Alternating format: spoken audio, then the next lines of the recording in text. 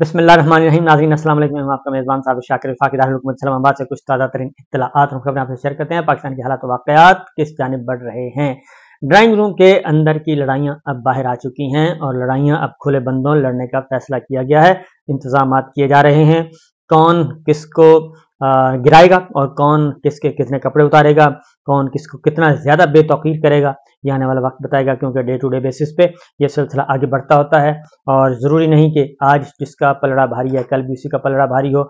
आज जो खेल सजाया गया है ये खेल आगे जाके इसी तरीके से चलता रहे, इसके बहुत इम्कानात कम होते हैं। क्योंकि इंसानी रवैयों का ताल्लुक है, इंसानों से ताल्लुक है। मुकम्मल तौर पर ये कोई उस तरह की फिजिक्स केमिस्ट्री बायो का कुछ सवाल है नहीं कि जो भी हम तय कर लेंगे वो एक ही फार्मूला होता नहीं, बाज़ औक़ात कुछ चेंज भी हो जाता है। इसलिए जनाब चीज़ें आगे बढ़ रही हैं। बहरहाल एक इम्पॉर्टेंट खबर की तरफ चलते हैं और ख़बर वो है कि जनरल फैज़ हमीद के गिरद दायरा तंग किया जा रहा है, उनको शिकंजे में लेने की कोशिश की जा रही है और उनके खिलाफ कार्रवाई का आगाज़ किया जा रहा है। किस तरीके से किया जा रहा है ये मैं आपको बता देता हूँ। क्योंकि फैज़ाबाद धरना केस नज़रसानी की दरखास्तें जो असल ओरिजिनल फैसला था वो बहाल हो चुका है और उस पर तमाम एतराज़ात ख़त्म हो चुके हैं। और वो एतराज़ात इस तरीके से ख़त्म हुए कि मौजूदा वज़ारत दिफ़ा ने अपनी नज़रसानी की दरख्वास्त वापस ले ली और उस वक्त नज़रसानी की दरख्वास्त की गई थी कि जो जस्टिस काज़ी फ़ाइज़ ईसा साहब ने फैसला दिया है वो फैसला दुरुस्त नहीं है, इसको रिव्यू किया जाए और जो उसमें मिलिट्री लीडरशिप और फ़ौजी क़यादत और ISI के अफसरान के बारे में जो रिमार्क्स और जो हिदायत दी गई हैं उन पे रिव्यू किया जाए। लिहाजा वज़ारत दिफ़ा ने वो नज़रसानी की दरख्वास्त ले ली है वापस और अब वो फैसला उस पर अमल दरामद का वक्त हुआ चाहता है। दूसरा, वफाकी हुकूमत ने भी अपनी नज़रसानी की दरख्वास्त वापस ले ली, पेम्ब्रा ने भी अपनी नज़रसानी की दरख्वास्त वापस ले ली, एजाजुल हक साहब ने भी अपनी दरख्वास्त वापस ले ली, MQM ने भी अपनी दरख्वास्त वापस ले ली। यानी जितने भी एतराज़ात आयद किए गए थे नज़रसानी की सूरत में 4 साल से ये पेंडिंग मामला था, ये वापस हो चुका। अब आ गया है हुक्म। हुक्म क्या है? हुक्म मैं आपको बता देता हूं क्योंकि ये हुक्म बड़ा परफेक्ट किस्म का है। आगे सिचुएशन कैसे बढ़ती है ये तो हम नहीं कह सकते, क्योंकि आने वाले दिनों में क्या होता है क्या नहीं। जैसे 4 साल ये केस पेंडिंग पड़ा रहा, अब एक कमीशन बनाने की बात की जा रही है, वो कमीशन इंक्वायर करेगा, इंक्वायर करके फिर रिपोर्ट आएगा और इसमें फिर आपको मालूम है कि chief justice of Pakistan justice Qazi Faez Isa साहब का काउंट डाउन इस अंदाज से स्टार्ट हो चुका है कि उनके पास 1 साल से भी कम वक्त रह गया है, यानी 11 महीने आप कह सकते हैं उनके पास हैं। तो कमीशन कब रिपोर्ट लेके आएगा, कैसे लेके आएगा, कैसे इंप्लीमेंट करेगा, हनूज दिल्ली दूर अस्त। लेकिन जनरल फैज हमीद साहब पे एक तलवार लटका दी गई है और वो तलवार क्यों लटकाई गई है ये भी आगे जाके बात करेंगे। अफसार आलम से अब हुक्मनामा है। अफसार आलम साहब साबिक चेयरमैन पेम्ब्रा, जिनकी अपॉइंटमेंट को गैर कानूनी गैर आईनी करार दे के उनको फारिग कर दिया गया था, वो भी आज अपेयर हुए और सहाफ़ी हैं। और अफसार आलम साहब से पूछा गया कि वो फैज़ाबाद धरना फैसला से रंजीदा हैं, क्या वो रंजीदा हैं? तो अफसार आलम ने फैसले में एक पैराग्राफ की निशानदेही की। हमने अफसार आलम की ज़ात से मुतालिक कोई ऑब्जर्वेशन नहीं दी। फैसले में ऑब्जर्वेशन पेम्ब्रा अथॉरिटी से मुतालिक थी। अफसार आलम से पूछा गया कि जिस पर वो इल्ज़ाम लगा रहे हैं वो इंक्वायरी कमीशन में इनकी मौजूदगी में दोहराएंगे। तो अफसार आलम ने इंक्वायरी कमीशन में बयान और खुद को जिरह के लिए पेश करने पर रजामंदी दिखाई और अटॉर्नी जनरल ने फैज़ाबाद धरने पर इंक्वायरी कमेटी के क़याम से आगाह किया। अफसोस से कहना पड़ता है कि मामले को वो संजीदगी नहीं दी गई जिसका वह मुतकाजी था। अब यहीं से खेल शुरू होगा जी। अब अफसार आलम साहब ने अपना एक स्टेटमेंट जारी करवाया, सबमिट करवाया सुप्रीम कोर्ट में। उसमें उन्होंने बता दिया कि जनरल फैज़ हमीद उनसे क्या क्या फरमाइशें करते थे और क्या क्या बतौर चेयरमैन पेम्ब्रा उनसे मांगते थे। ये टीवी चैनल बंद कर दो, इस टीवी चैनल को खोल दो, ये कर दें, वो कर दें, वो कर दें। तो वो इन्वॉल्व थे और धरने के पीछे साबित ये करने की कोशिश की जा रही है कि वो जो धरने के पीछे और उसको जो मैनेज किया जा रहा था मीडिया पे इस तरह, वो जनरल फैज़ कर रहे थे बतौर मेजर जनरल DGC, जिस ओहदे पर आज मेजर जनरल फैसल नसीर साहब अपॉइंट हैं। सादा जुबान में आपको समझा रहा हूँ। तो उन्होंने अब इसमें अफसार आलम साहब ने जनरल फैज साहब का नाम ले लिया है। अब चीफ जस्टिस काज़ी फ़ाइज़ साहब ने ये उनसे पूछा कि क्या आप ये जो बात कर रहे हैं ये इंक्वायरी कमीशन के सामने भी यही बात करेंगे? तो अफसार आलम साहब ने अंडरटेकिंग दी है कि जी हाँ मैं बिल्कुल करूंगा और मैं अपनी जिरह के लिए अपने आप को पेश करूंगा। तो लिहाजा ये अब खेल आगे बढ़ेगा इसी तरीके से। अब उसके बाद हुक्मनामे में कहा गया है कि अदालत ने पूछा कि क्या हुकूमती 3 रुकनी कमेटी किसी को तलब कर सकती है, तो हमें इसका तसल्ली बख्श जवाब नहीं मिला। अटॉर्नी जनरल ने जाहिर गोल सी बात की है। अटॉर्नी जनरल ने कहा कि वो इंक्वायरी कमीशन एक्ट के तहत कमीशन देने की तजवीज़ देंगे, अभी तक बना नहीं है, तजवीज़ देंगे। और अटॉर्नी जनरल को कमीशन के क्याम के लिए वफाकी हुकूमत को तजवीज़ देने के लिए वक्त फराहम करते हैं। हुकूमत अगर रजामंदी हुई तो कमीशन बनाकर नोटिफिकेशन पेश करे और पेश करे हुक्मनामा। हुकूमत अगर रजामंद हुई तो कमीशन बनाकर नोटिफिकेशन पेश करे। कमीशन के TOR बिल्कुल वाज़ेह होने चाहिए। और तहरीक लब्बैक ने कोई नजरसानी दरखास्त दायर नहीं की, चीफ जस्टिस साहब ने कहा। और तहरीक लब्बैक को फैजाबाद धरना फैसला दुरुस्त लगा होगा। और इंफरादी दरखास्त गुजारों को हम नहीं सुनेंगे। तमाम मुतल्लिका दरखास्त गुजारों को हमने सुन लिया है। अफसार आलम ने कुछ शख्सियात पर इल्जाम आयद किए हैं। अगर हुकूमत कमीशन कायम करती है तो तमाम इल्जाम कमीशन के सामने रखे जाएं। और अफसार आलम ने कहा कि वो इंक्वायरी कमीशन के सामने सारा बयान खुलकर बयान करेंगे। और अटॉर्नी जनरल ने फैक्ट फाइंडिंग कमेटी तश्कील के बारे में बताया। ये अदालती हुक्म है जनाब। और पैमरा वकील से पूछा गया कि अफसार आलम के इल्जामात पर क्या कहेंगे। पैमरा वकील एस ए रहमान से कहा कि एस ए रहमान ने कहा कि उन्हें कापी आज ही मिली है। पैमरा वकील से पूछा गया कि अमल दरामद रिपोर्ट फैसले पर अमल कहाँ है। एस ए रहमान ने कहा कि वो इस अदालत के सामने दलाइल नहीं देना चाहते।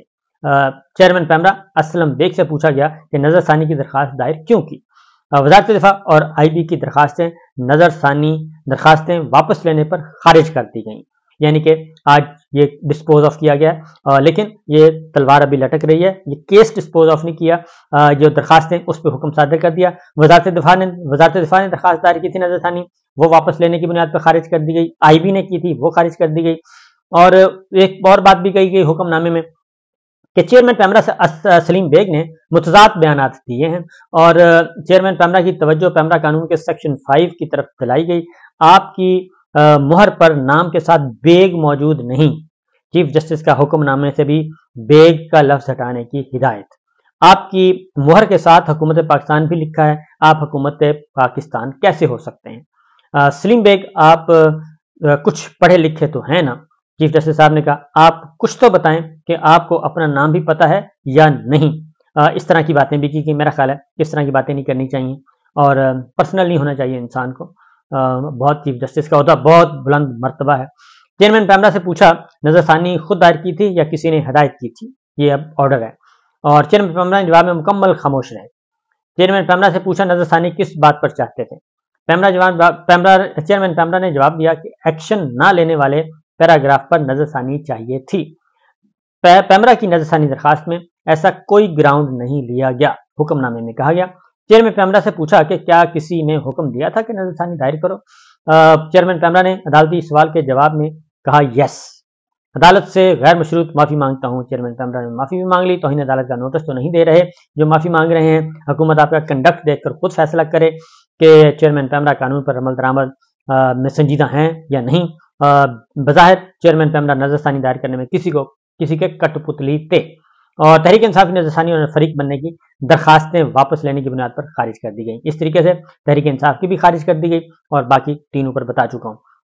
शेख रशीद साहब भी इसमें पेटिशनर थे, नजरसानी की दरखास्त दायर की थी, लेकिन उनकी तरफ से एडवोकेट ऑन रिकॉर्ड मौजूद थे और उन्होंने कहा कि उनका मौक़िफ़ से रब्ता नहीं हुआ, यानी कि शेख साहब से रब्ता नहीं हुआ और रब्ता ना होने पर नजरसानी वापस लेने का बयान कैसे दिया जा सकता है।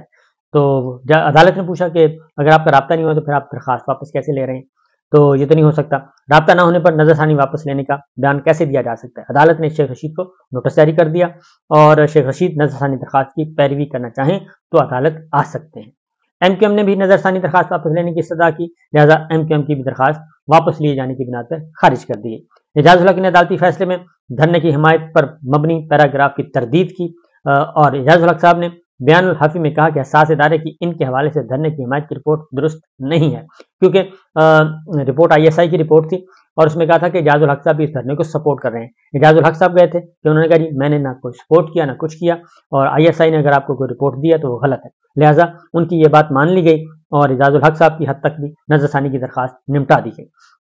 और इस तरीके से वो भी काम मुकम्मल हुआ। एजाजुल हक ने ISI रिपोर्ट में जिक्र होने पर नजरसानी दरखास्त दायर की थी। एजाजुल हक पर धरने की हिमायत करने से मुतालिक इसके खिलाफ इस्तेमाल नहीं होगी, लिहाजा उनके खिलाफ ये ऐसी कोई बात नहीं होगी। एजाजुल हक साहब भी जान छुट्टी सलाखों पाए।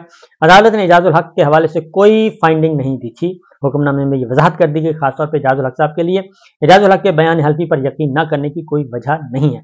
ISI रिपोर्ट में एजाजुल हक से मुतालिक ऑब्जर्वेशन इनके खिलाफ इस्तेमाल नहीं हो सकती। सुप्रीम कोर्ट ने एजाजुल हक की दरखास्त से निपटा दी और इलेक्शन कमीशन ने कानून को कॉस्मेटिक करार देने पर अफसोस का इजहार किया।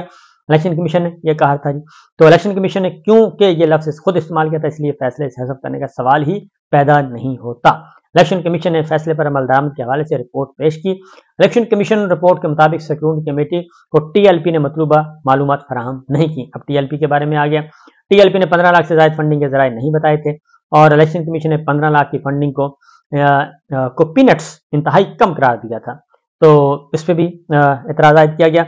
अटॉर्नी जनरल के मुताबिक कमीशन ऑफ इंक्वायरी तश्कील दिया जाएगा और तवक्को है कमीशन तमाम नजरसानी दरखास्तें दायर करने के हुस्न इत्तफाक की भी तहकीकात करेगा। यहाँ पे अदालत ज़रा थोड़ा सा मजाक कर रही है कि ये सारी जो दरखास्तें नजरसानी की आई, वजारत दिफा की तरफ से आई, गवर्नमेंट की तरफ से आई, एजाजुल हक साहब की तरफ से आई, पाकिस्तान तहरीक इंसाफ की तरफ से आई, IB की तरफ से आई, शेख रशीद साहब की तरफ से आई, MQM की तरफ से आई, ये सारी दरखास्तें नजरसानी की यकदम आ गई। तो पैमरा की तरफ से आई, ये 8-10 दरखास्तें नजरसानी की दायर की गई। तो इनके पीछे कौन था? तो ये हुस्न इत्तफाक जो है इसका भी इंक्वायरी की जाए, कमीशन जो बनेगा उसकी इंक्वायरी करे और बताए कि इनके पीछे, सारों के पीछे कौन था। MQM ने कि मुस्तफ़ा कमाल साहब ने ये कह दिया है, उन्होंने कहा चीफ जस्टिस साहब को सारा पता है कि इनके पीछे कौन था और इनके आगे कौन था। जब उनको पता है तो फिर वो हमसे क्यों पूछते हैं? जिनके कहने पे MQM ने नजरसानी दरखास्त दायर की थी, उन्हीं के कहने पे हमने नजरसानी की दरखास्त वापस ले ली। इसका मतलब ये है कि अथॉरिटीज के आने से, यानी कि ऊपर इदारे के, किसी भी इदारे के जो बॉस हैं वो जैसे आएंगे पॉलिसी वैसी होगी। उस वक्त बॉस ये थे कि नजरसानी की दरखास्तें दायर करनी है और इस वक्त के बॉस कह रहे हैं कि नजरसानी की दरखास्तें वापस लेनी है। इसलिए ना उस वक्त ये कोई एज पॉलिसी था डिसीजन, ना ही इस वक्त कोई age policy permanent policy decision है। यानी चेहरे बदल जाते हैं, चेहरे बदलने के साथ ही पॉलिसी बदल जाती है और निज़ाम भी बदलने की कोशिश की जाती है। तो यही है असल मसला, जो था नहीं है, जो है न होगा, यही है एक हरफ़े मेहरबाना। तो यही सब कुछ है जी, और इसके अलावा कुछ नहीं है। तो लिहाजा इंतज़ार कीजिए, क्योंकि यही कुछ होता है। क्योंकि ऐसा नहीं है, एक दफ़ा मुझे अच्छी तरह याद है कि NDU में थे, तो वहाँ पे उन्होंने कहा जी नैरेटिव में मीडिया का क्या रोल है। तो मैंने गुजारिश की थी कि हमारा तो नैरेटिव है ही नहीं, हमारा तो कोई नैरेटिव ही नहीं है। पहले तो ये फैसला करें कि हमारा कोई नेशनल नैरेटिव है। हमारा तो कोई नेशनल नैरेटिव ही नहीं है अभी तक। हम तो शख्सियात के पीछे पीछे चलते हैं, एक शख्सियत की का ये नैरेटिव है, एक का ये है, एक का ये है। तो ये सारे नैरेटिव अपने अपने जगह पे दौड़ रहे होते हैं। नेशनल नैरेटिव तो कहीं भी नहीं होता, तो लिहाजा नेशनल पॉलिसी भी कोई नहीं है। इसलिए इदारे का, उस वक्त इदारे का ये था, आज इदारे का ये है। उस वक्त बॉस वो थे, आज बॉस ये हैं। तो ये सब कुछ चल रहा है। तो देखते हैं फैज़ हमीद साहब के खिलाफ कार्रवाई शुरू होती है या नहीं, क्योंकि जनरल फैज़ साहब जो हैं वो एक मेजर जनरल थे उस वक्त और सिंपल छोटे से अफसर थे, और एक तरफ army chief general Qamar Javed Bajwa साहब थे। तो ये कैसे मुमकिन है कि उनकी मर्जी के बगैर और उनकी हिदायत के बगैर ये सब कुछ हो रहा था। यही जनरल फैज़ हमीद जो हैं वो आगे बात बढ़ाएंगे। इजाज़त दीजिए, अल्लाह हाफ़िज़।